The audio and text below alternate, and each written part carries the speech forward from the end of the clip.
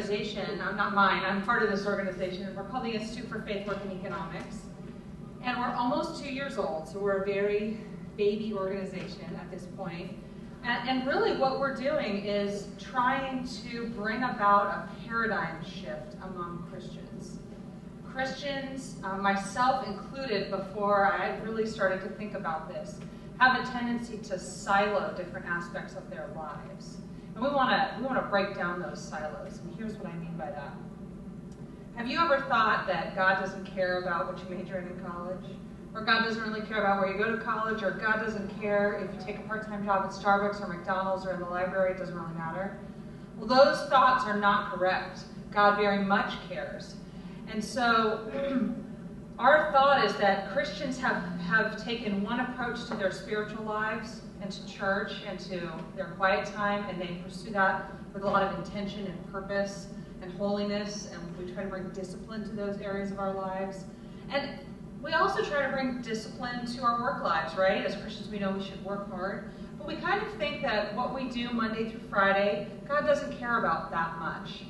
And a lot of people, I would even say, believe that the only way to serve the Lord is to do so through the church, either to go on a mission trip, to be a missionary, to be a pastor, to be a youth pastor, all sorts of things that you can do inside the church to serve the Lord. And that would be a life that was fully committed to Christ. And we're here to say that you can have a life fully committed to Christ and be a cab driver, if that's what God has called you to do. And so it's really, again, incumbent upon us to know what our gifts and talents are. And we can only do that by having a very strong, sound faith. So our faith comes first, but work and economics are part of this journey that we're on towards building the new heavens and new earths, which is what we're going to live in. And so that's the paradigm shift we're out to generate through our institute. Why should Christians care about economics? I mean, that's really the first piece of pushback that I usually get when I'm talking to Christians about these ideas. Well, you're an economist, that's good for you, that's exciting, but I'm not an economist and I don't care. In fact, sometimes when I meet people and I tell them I'm an economist, their first question to me is, can you tell me how to invest in the stock market? And I laugh and say, no, you wouldn't want me to. That is not my specialty. I actually pay someone to help me figure that out.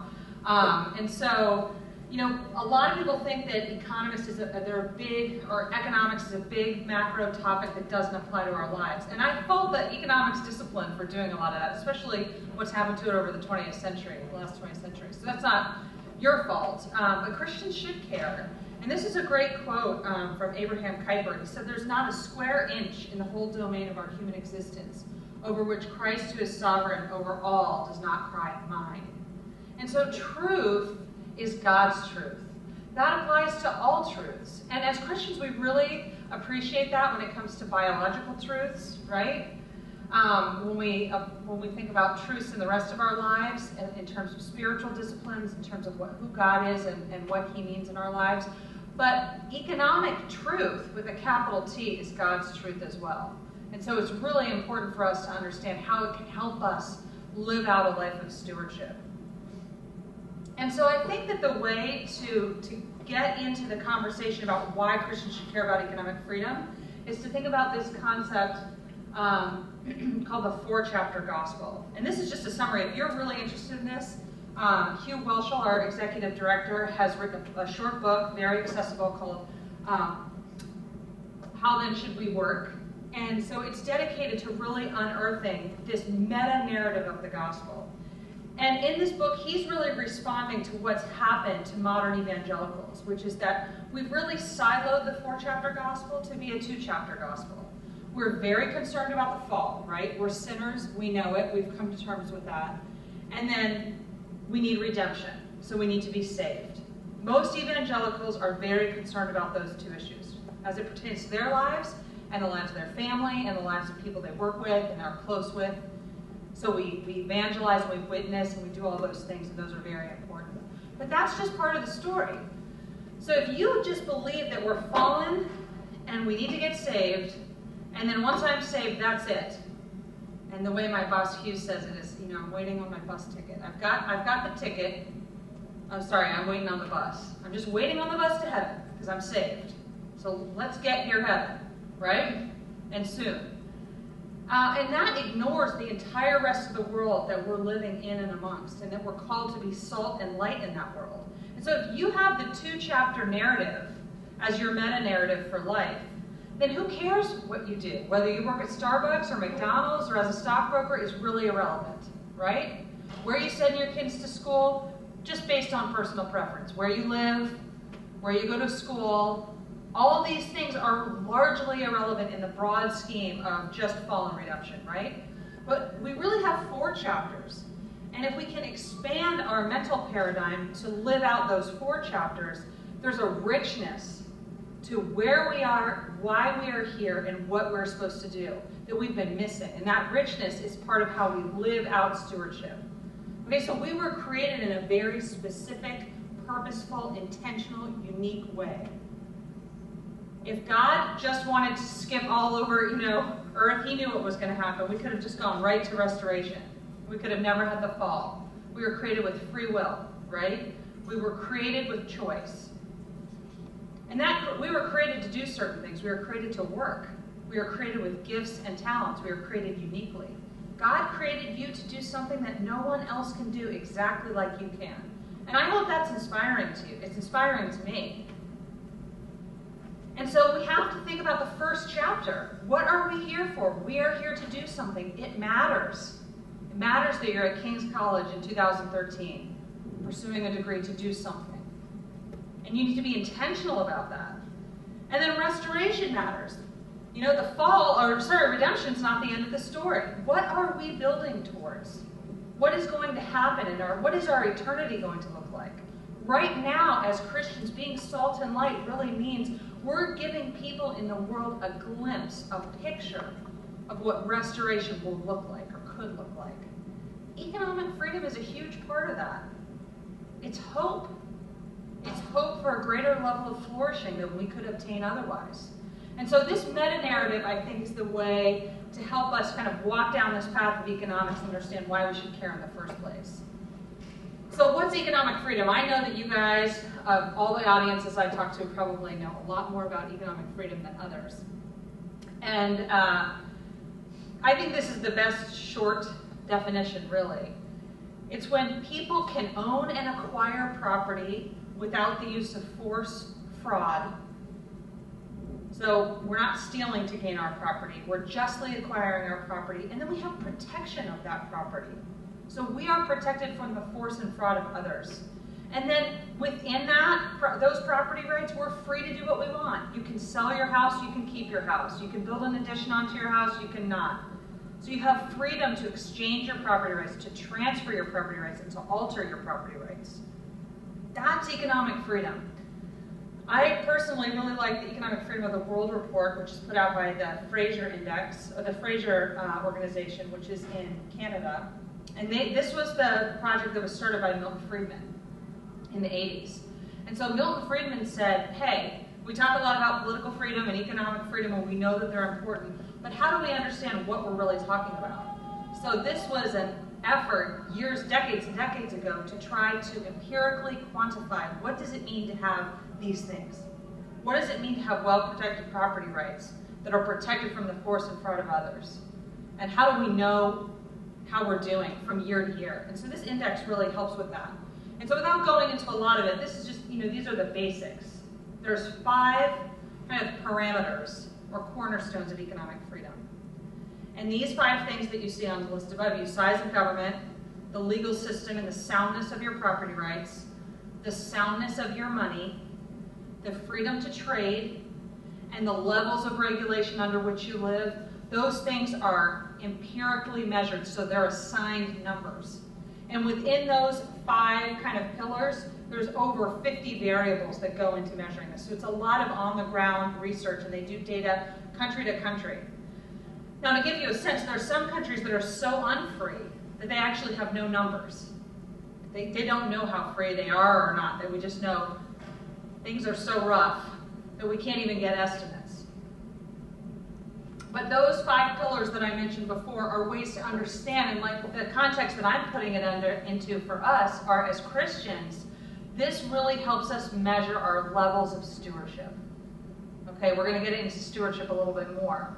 But stewardship is a power given to us as image bearers of God. That's how we were created, right? And so stewardship is a power we were given over it's part of the cultural mandate. We were given dominion. Now, God is sovereign over all of it, but we have property rights here on earth. And economic freedom, measures of that can help us understand how are we doing with the acquisition of these property rights and the stewardship of them. Are we bringing about flourishing or are we not? This is just from the Fraser Institute, and this just shows you the top 10. You'll note, this is for 2012. You'll note that the United States isn't in there. The United States in 2002 was number 2 in the world. The United States in 2012 was number 18. So we have a serious economic freedom problem. That's another reason why we should care as Christians. Because economic freedom is not guaranteed. It's something we have to be vigilant over. You can gain it and you can lose it. And there's a lot of resources on the web about economic freedom. Some great videos too. Brian, you may show some of those in your class or others. But they really show you, a great example is Argentina, which 100 years ago was a thriving, cultural, vibrant city with an arts center. It was a place where people came and wanted to live. And now it's basically destroyed. It's lost all that it had because it lost economic freedom. So economic freedom is not guaranteed. And it's hard when you're young to realize that. You're born in the richest time in human history. The richest time in the richest country in human history. That's pretty phenomenal. We have won the historical jackpot. But that's not necessarily going to maintain itself forever. We have to understand why we keep and get economic freedom and what to do about this going from number 2 to number 18, because it's a serious threat. This is just a map that kind of shows you, using colors, how countries score. So the kind of bluish, they look sort of gray, are the freest countries, and going down to kind of red, these are the least free countries. And some of them, if I told you, if we started shouting them out, they wouldn't surprise you, some of the least free and some of the most free. But I do think that it comes as a shock to a lot of Americans. I mean, I think a lot of Americans look at what's going on right now, at our debt, at our financial crisis, at the Great Recession, all these things, and they say things are rough. But the question is really, and this is what economists care about, we don't care necessarily about one individual data point, we care about trends. So the question is, how much of our quality of life is falling with our decline in economic freedom, and where are we headed? If we were 18 last year, where are we going? Are we going to 30? Are we going to 100? And what does that mean for our standard of living? And I'll tell you right now, being people that are from middle class families or upper middle class or wealthy families, it's much easier to withstand hits in economic freedom if you're already wealthy. If you're poor, it's very difficult. And we're called to serve and care for the poor. So this is another reason that we need to think about this broadly. So these are the 5 reasons. I'm going to just put them up on the screen and then we're going to go over them one by one. So overall, 5 reasons Christians should care about economic freedom. 1 is our view of our Christian understanding of human anthropology. What does that mean? How we were created, who we are. 2, we're called to serve others, especially the poor.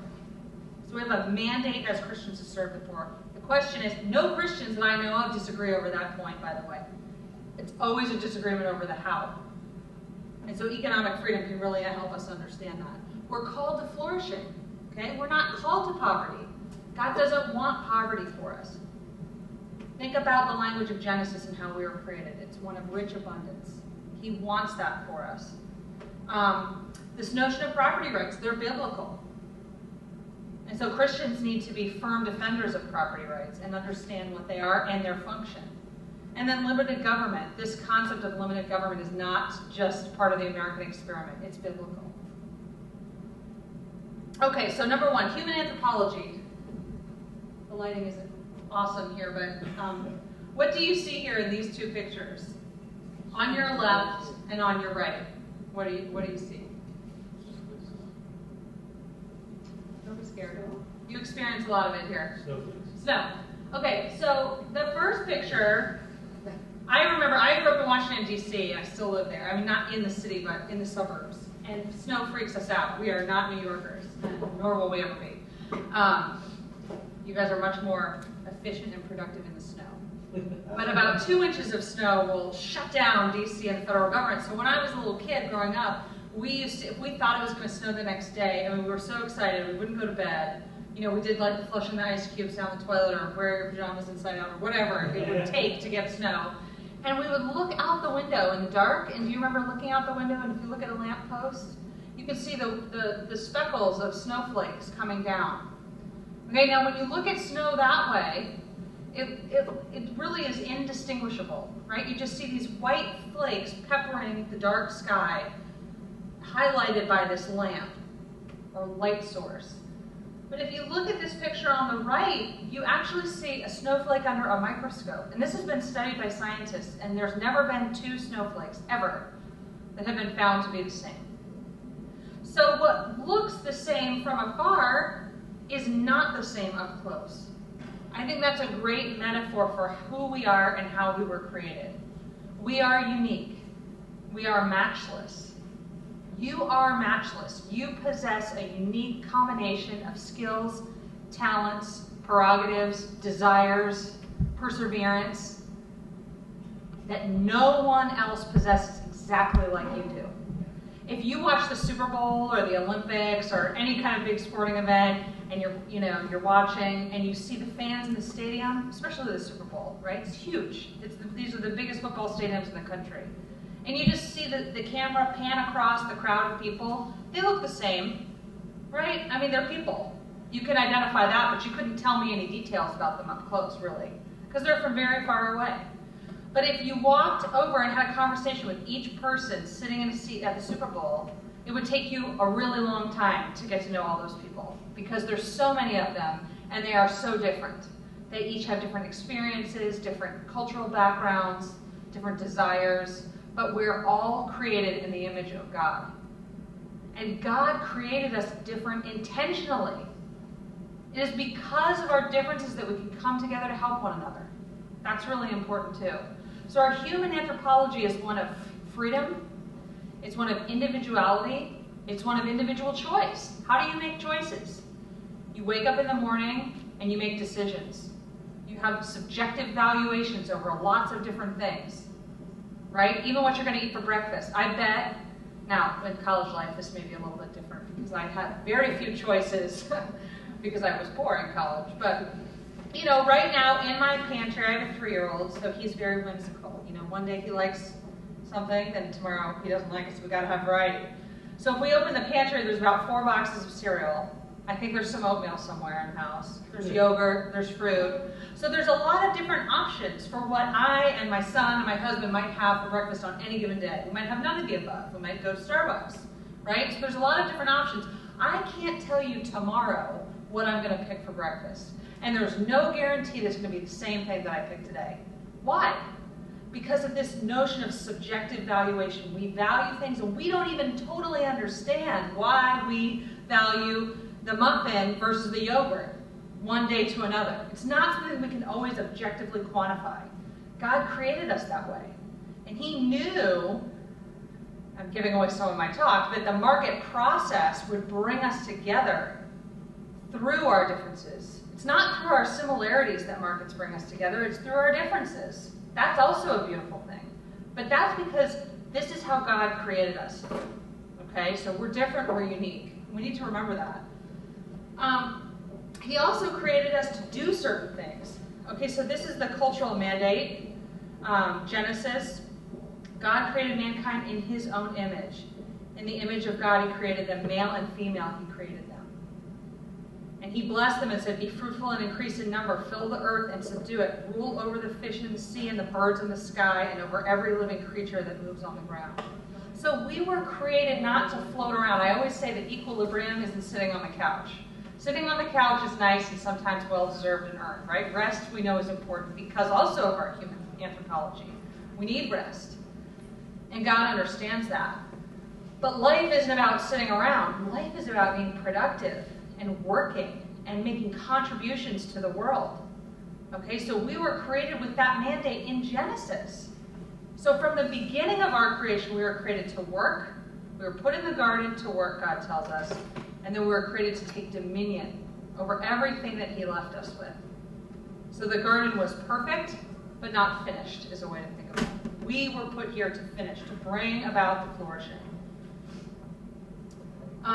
So just a couple points here that I think are helpful. Some of them I've said. We're image bearers of God. I think that's really important because thinking about work, what you choose to do based on your, what economists call comparative advantage, right? That is something that God intends for you to do. Acton, I believe it was their blog, put out something last week on kind of giving tribute to the trash collector. And there's something really valuable in thinking about that as Christians. I think it's very dangerous for us as Christians to judge what other people should or shouldn't do, what is noble and what is not, right? I mean, not everybody can be a neuroscientist or neurosurgeon. I know I can't, and I've come to terms with it, and I'm okay. And you wouldn't want me performing neurosurgery on any of you because I'm not going to be very good at it, right? So we have to, there's humility in this. There's humility in knowing what we're good at, what we're not good at, but knowing that we are all bearing the image of God, and one way we do that is through pursuing our work with integrity. Why is that true? Because God created you to do something, to contribute to the world. And we're created to work. We know that from Genesis 2:15. So even in the perfect state of abundance, Adam and Eve were called to work. They were not called to sit around. They were called to work. So that's kind of an interesting way to think about it too. So everything you do, whether you're a stay-at-home mom, you're still working. Right? So it doesn't have to be a paid job for you to think about it as work. But I think it's very dangerous to say, and when we, especially in this society, very affluent American culture, we want jobs that are going to pay us a lot of money, right? We want to be doctors, we want to be lawyers, we want to do this and that. There's nothing wrong with wanting to be something that has a high salary attached to it. But choosing it for that reason is probably wrong, right? Because you need to choose something at which you're going to fully delight in doing. That's what God wants you to do. Most Americans surveyed hate what they do. That is depressing. And I can tell you, so as someone who's experienced a job I don't like, that sometimes you have to go through the wrong jobs to get the right jobs. Because you get understanding really finely, tuning your comparative advantage and getting to know what that is. It's not easy. I worked at the CIA. My husband still likes to tell people that because I think he watches too many action movies. And he believes that I did something other than sit at a desk all day. It was not for me. It was not the right role for my skills. And so I was not happy there. I was not a good contributor, and they were not good contributors to me. So I had to learn, and quickly, so I could not waste time and resources, right? I needed to be a good steward. And when I was there, I wasn't being a good steward. Not a knock on them. It just wasn't the right place for me. Okay, so now I'm at a point in my life where God has called me to do something that I'm fully delighting in. And that's exciting. Because I get up every day and leave a child to go do it. So I have to feel great about it. I need to feel that God wants me in this moment, right here, right now. And you have to feel that way too. Even in your part-time job while you're paying to put yourself through college. It all matters. And we're born with freedom. So we're born in a state of freedom. And we have something to contribute, and we need freedom to contribute to the world. Okay, so as Christians, our fundamental point of view isn't what does the world give me? Our fundamental point of view, our question should be, what am I supposed to give the world? What does God want me to contribute to the world? And if that is being a trash collector, then you do it with integrity and purpose and pride. Because what would the world look like if we didn't have trash collectors? We'd have a lot of trash.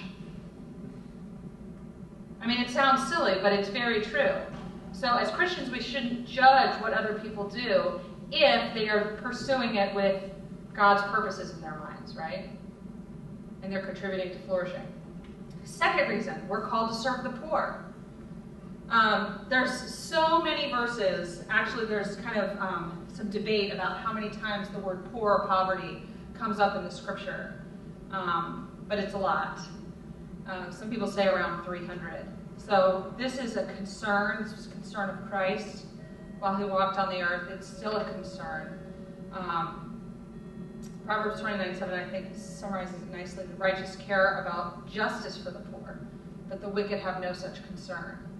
And, again, I think that this is kind of not debatable amongst most Christians, regardless of their denomination or, how active they are. I mean, nobody wants the poor to be poor or to stay poor. And so the question that we have to come to terms with is, what's the how, right? How do we help alleviate poverty?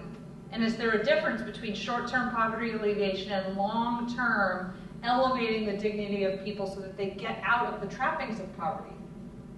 And those may look like very different things, but we know as Christians we're called to engage in both of them. And so again, the question is, how do we do it? And I'm here to tell you that economic freedom is one of the ways that we can do that. This is one of my favorite quotes. They say if you put a lot of text on PowerPoint, you're doing it wrong, so I apologize.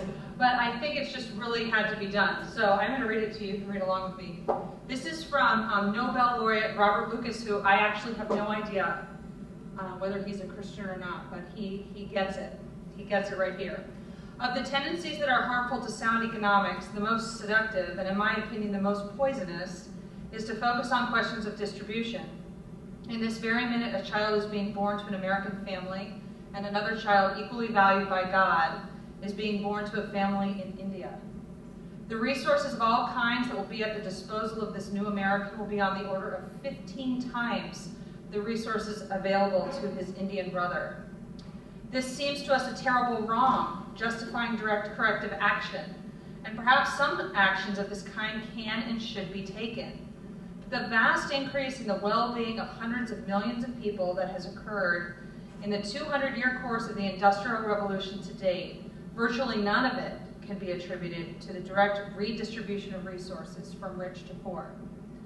The potential for improving the lives of poor people by finding different ways of distributing current production is nothing, his italics, not mine, compared to the apparently limitless potential of increasing production. And I just think this is a very powerful quote because it gets to the heart of a debate that hasn't gone away in economics for a very long time. Adam Smith started thinking about this with his book, The Wealth of Nations, right? Really an inquiry into the nature and causes of the wealth of nations. So he wanted to understand how you get wealthy and how you maintain that wealth, and why some do and some don't. This is an old question. And we still see today that poverty abounds in much bigger quantities than should be there, right? Because intellectually, I think we do understand some of the things required to alleviate poverty. So when economists debate these things, some of the things they're just in total agreement over. We need sound institutions, we need limited, low levels of corruption, we need high levels of transparency, et cetera, et cetera, et cetera. We can talk about all those things. Again, the question is, how do we get them in a culture? How do we get that? If you look at Botswana over the latter part of the 20th century, over like in the 90s and 2000s, they started to experience massive economic growth, 10% a year, which is huge. How did they get that? And how come some other African countries can't get that at all? So really, it seems like in the modern world that we live in, we should have eliminated poverty. We haven't. But we certainly know that there are more effective ways to alleviate poverty than others. And economic freedom is empirically demonstrated to have lifted more people out of poverty, long-term out of poverty, not just helping them for today. Okay, this is the difference between short-term help and long-term assistance. Might be one way to kind of differentiate that. There's a difference, right? And so market trade has enabled people to lift themselves out of poverty like nothing else we've ever seen. Because think about it this way. The African woman who wakes up every day with kids in tow and walks 4 miles to get dirty water, fill it in baskets, carry it back with the kids in tow, 4 miles, dirty water, unfiltered water. Okay, this is what she does every day, a couple times a week, or however often she does it. This is her life. She was made in the image of God too. So there's nothing that we, living in this, being this beautiful, newly constructed building, we don't deserve this any more than she does. But we were born into an institutional setting that has provided us with the ability to never have to think about filtering dirty water, for the most part, right? Sometimes disasters strike and we lose some of those benefits of a free society. But in the United States, we find that they don't stay lost for very long. But this African woman, she was born just like you, with a unique set of skills, talents, propensities, drives, gifts. And we as Christians owe it to her and to everyone like her to help her escape the trappings of poverty so she can offer them to the world. Okay, but she's trapped in an institutional environment that's not one of economic freedom. So those 5 things that I said, were aspects of economic freedom. She has a very corrupt government. She may have high, exorbitant levels of regulation. There's no rule of law. There's no property rights. This is the most fundamental aspect of markets. If you don't have property rights, you're not going to get very far. Because whatever limited access to capital or resources or talent she has, she can't do anything with it. So if you're interested in this, Hernando de Soto, The Mystery of Capital, is a great book on what happens when people can't access the property that they're supposed to own. And if you're interested in just the poverty numbers, I think, there's a lot of doom and gloom, and some of it's appropriate for the world we live in, the debt, all these things that I've talked about before. But it's still an amazing time to be alive. Poverty is on the run, I would say. The World Bank reports that since 1980, the poverty numbers, and this is globally, people living in abject poverty, defined as $1.25 or less a day, has been cut in half, and they believe the number will be cut in half again in the next decade of the 20th century.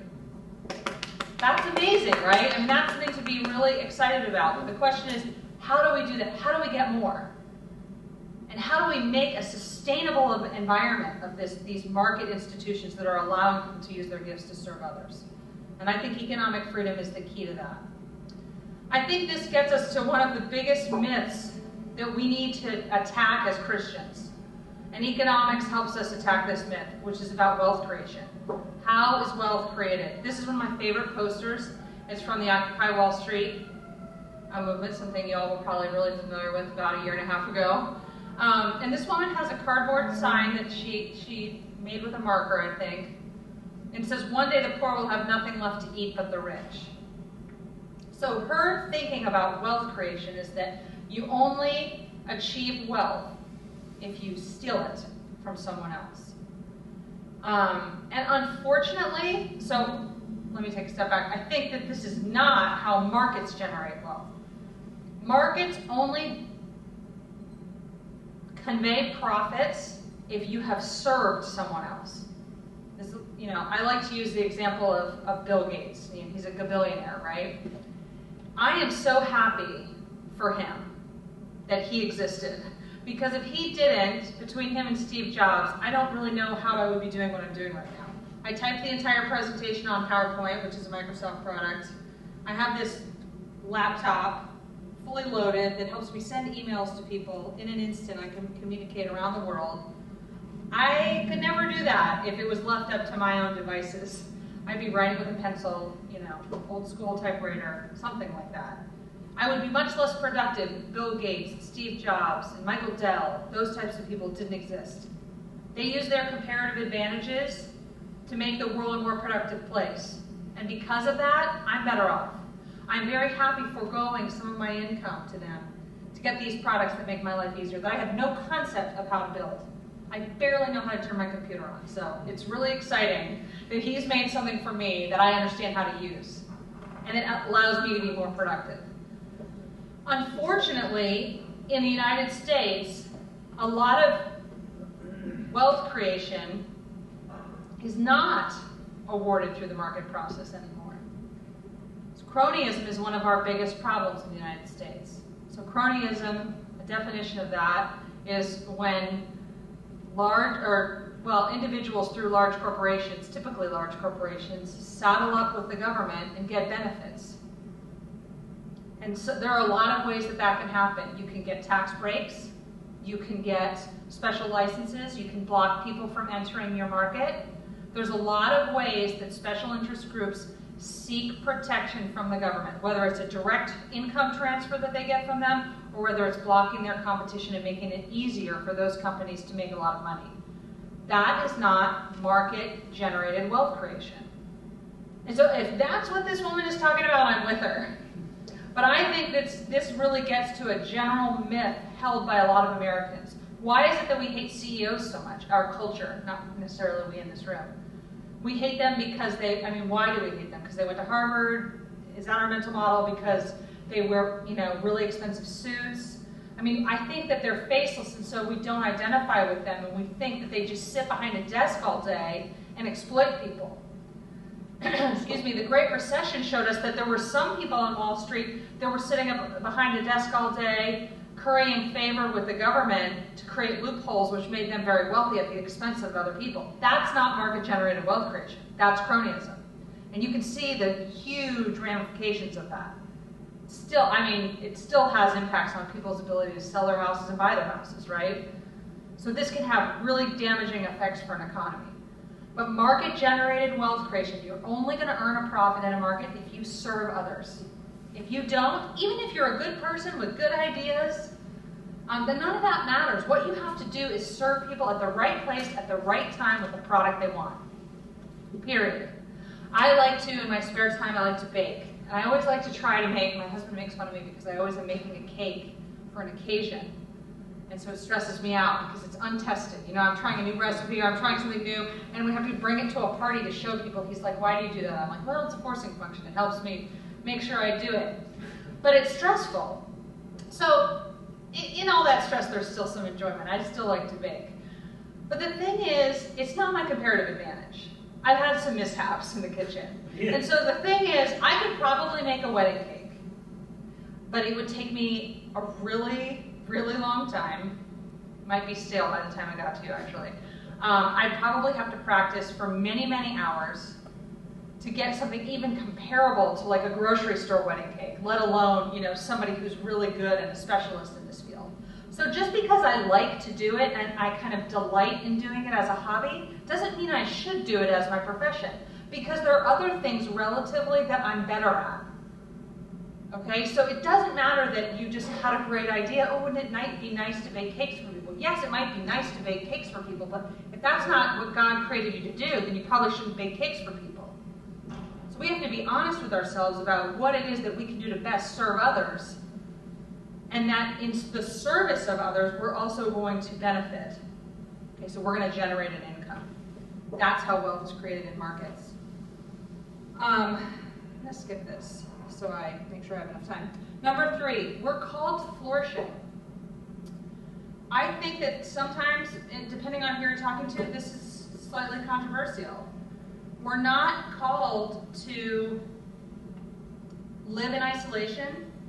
We're not called to detach from the world and only talk to each other as Christians. We're called into community with one another. This takes us really back to point 1. What is our human anthropology? If we were all the same, we would be very limited. We would not be sitting in this building, I can tell you that right now, because it wouldn't even be able to be built. Or we would have nothing but buildings, and we'd have no plumbing, because everybody would know how to build a building, right? So if we all were the same, we'd have the same successes and the same shortcomings. We all have different successes and different shortcomings, and that brings us together through markets to trade with one another. Does anybody see this picture up here? You know what that's from? Castaway. Castaway. This is a great movie. For one, Tom Hanks goes for like 90 minutes without talking, and you're still totally compelled to watch it. So I think that's pretty brilliant. However, it's a great exercise in thinking about economics and thinking about who we are and how we're created and how important it is to trade. So this is a picture that I got off the internet, and this is like, look at the excitement and enthusiasm on his face, like the best day of his life that he created fire. Because fire is really important when you're stranded on an island, because you probably have to filter the salt water so that you can drink it, so you can live. Remember the movie, he has to go through these processes with how to find shelter. how to spear a fish, and all these things. It's a lot of trial and error, and his life is hanging in the balance. Okay, so if we lived in isolation, this would be our life. And the day we discovered fire, we would be that excited. Because it's one day longer, maybe, that we have on the planet. Okay, we live in such affluence that we don't even have to think about how to start fire. It's not a thought that probably crosses your mind on a regular basis unless you're in the Boy Scouts, maybe, right? So Tom Hanks is only going to achieve a certain level of flourishing on this island. He is happy to survive and get the heck out of there. That's his strategy. Survive so I can leave. That's not our strategy. It's not survive so we can leave. It's create flourishing through our talents and gifts. And we can only do that when we come into community with one another and serve one another. This is a great verse from Jeremiah. This is a letter from Jeremiah to the exiles in Babylon. And he says, build houses and settle down, plant gardens and eat what they produce. Marry and have sons and daughters, find wives for your sons, and give your daughters in marriage, so that they too may have sons and daughters. Increase in number, do not decrease. Also seek the peace and prosperity of the city to which I have carried you into exile. Pray to the Lord for it. Because if it prospers, you too will prosper. There's two reasons that I picked this verse as an important elucidation of this point. One is that if you were in exile and you thought you were going to die, or if Jeremiah just thought they were going to die and there was no hope, would he be saying things like, marry, have children, you should have grandchildren, you should increase in number, you should build houses? If it's over, then it's over. There's no need to do any of those things. So with Christ, there's hope, and we can be a reflection of that hope in the world. By doing these things like building houses and getting married and having jobs and working and all the things that we do that we may take for granted, we may think they're outside of the spiritual realm, and they're not. But the second piece of this verse, and the second reason that I chose it, is because look at what the last verse says. It says, pray to the Lord for it, because if it prospers, you prosper.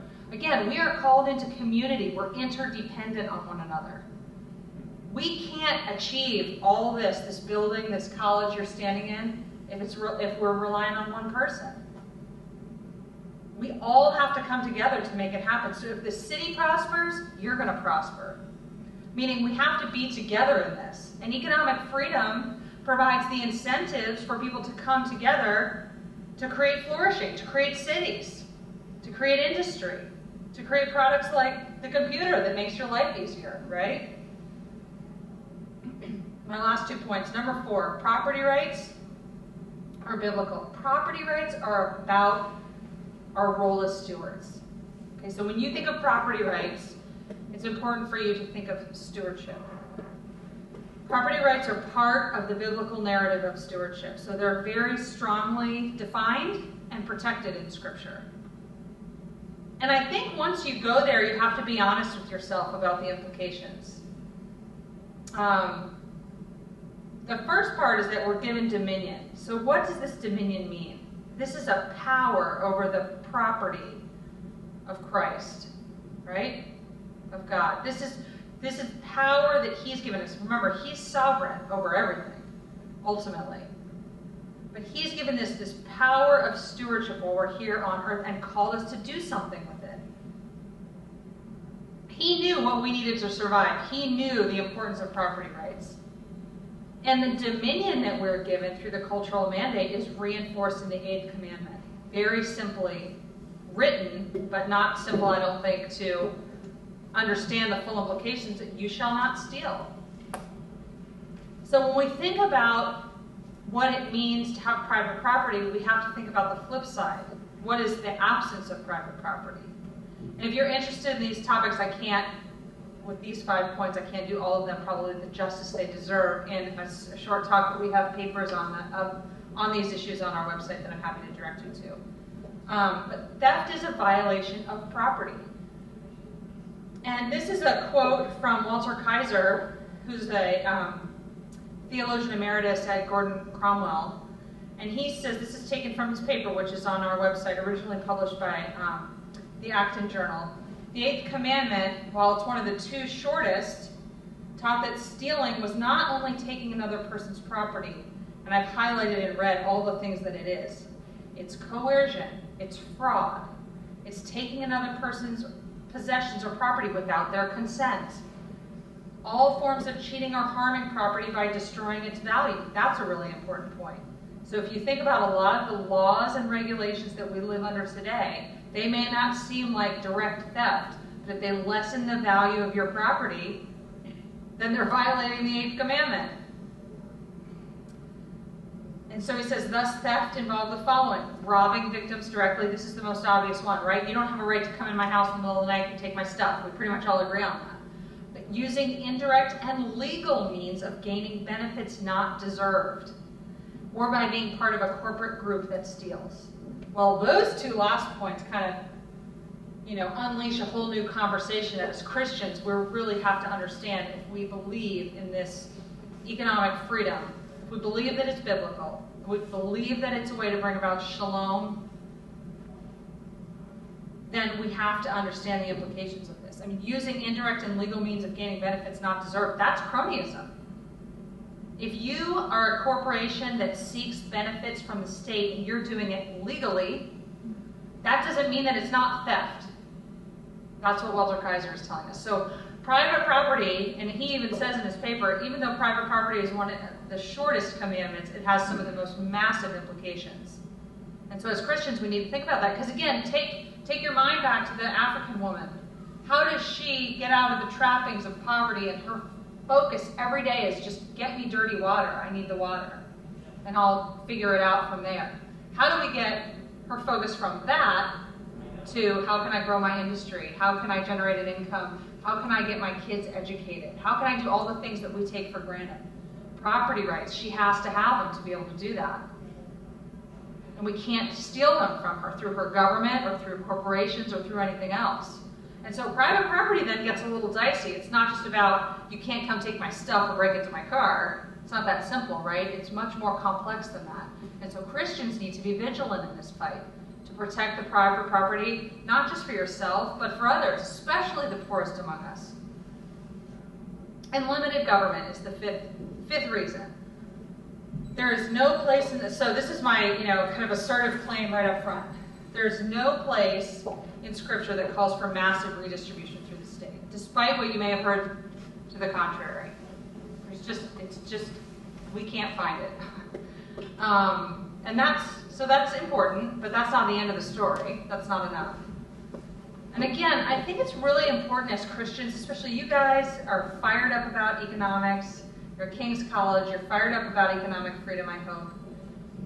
It's really important as you are conveyors of these ideas that we don't just cherry pick and say, well, that sounds really good. The Bible's for private property, so I'm just going to talk about that. Or I'm going to slap a Bible verse onto this economic concept and call it a day.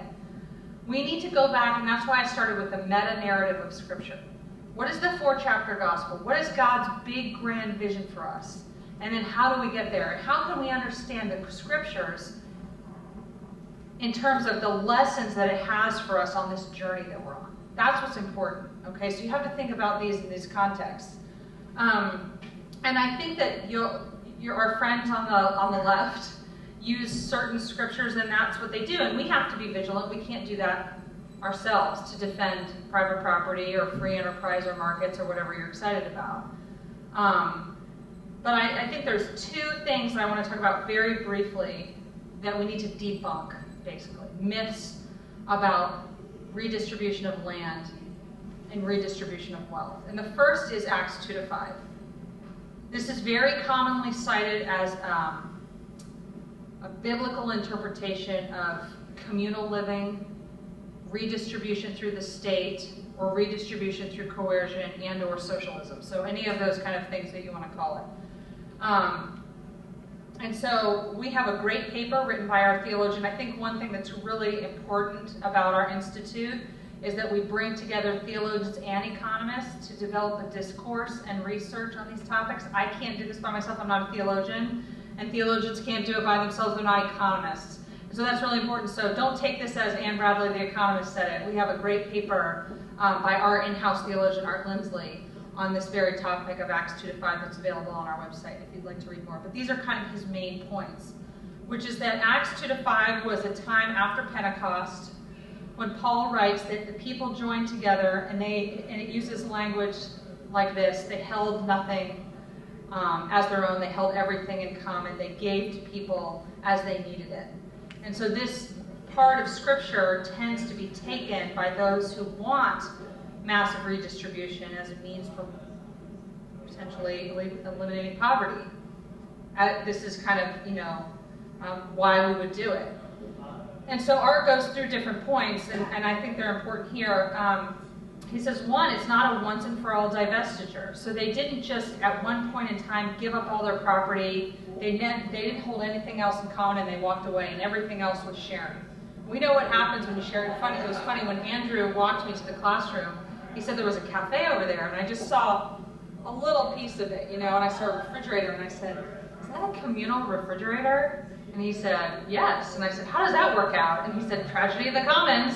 And I said, yep, that makes sense to me. My refrigerator in college was a tragedy. It still is, kind of, to some degree. So you don't necessarily ever get away from that, right? But this was not a once and all divestiture, such that we put all of our property in some big pile in the center of the town, and then state officials were arbitrating who got what and when and why. But rather, it was people giving parts or pieces of their property as they saw fit. So it was always voluntary. And that's really important. And, we know that the Scripture tells us God loves a cheerful giver. That wouldn't really be important if it was under compulsion, right? We would just be compulsed to give or to redistribute our property, and we would just do it. But we need to be cheerful about it. Why? Because we're called to choose to give as we see fit.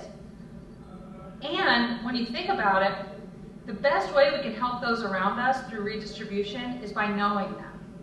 And this is why largely I think the federal government fails at a lot of its poverty alleviation attempts. It's not because they're bad people, and it's not because they hate poor people. None of these things are true. It's because they don't have the knowledge they need to actually help the people. Think about the help that's extended through your church to people who need it. You help people by developing relationships with them. You have to know what they need. I have to know what my neighbor whose house just burned down, I have to know what they need to help them. Writing a blank check and walking away actually probably enslaves them more than it helps them in the long run. And so this was always voluntary. And for everything we understand from the original text, this was temporary. It wasn't a narrative for how government should be run.